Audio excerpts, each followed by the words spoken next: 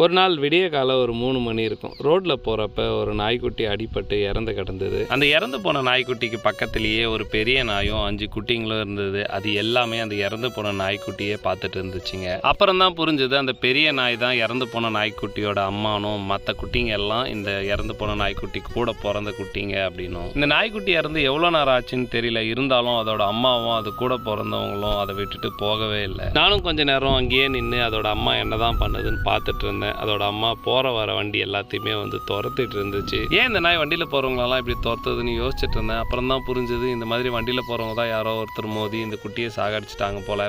அதனால தான் எல்லாரையுமே இந்த நாய் துரத்துது அப்படின்னு. மனுஷங்களா இருந்தாலும் சரி, விலங்குகளா இருந்தாலும் சரி, இந்த உலகத்தில் அம்மானா எல்லாரும் ஒரே மாதிரி தான் இருப்பாங்கன்னு இதை பார்க்குறப்ப எனக்கு தோணுச்சு. அதனால தான் உங்ககிட்ட ஷேர் பண்ணேன். இதை பார்க்குறப்ப ரொம்ப கஷ்டமா இருந்தது. நீங்கள் வண்டி ஓட்டுறப்ப இவங்களுக்கும் நம்மள மாதிரி குடும்பம் இருக்குதுன்றத கொஞ்சம் ஞாபகத்தில் வச்சு ஓட்டுங்க.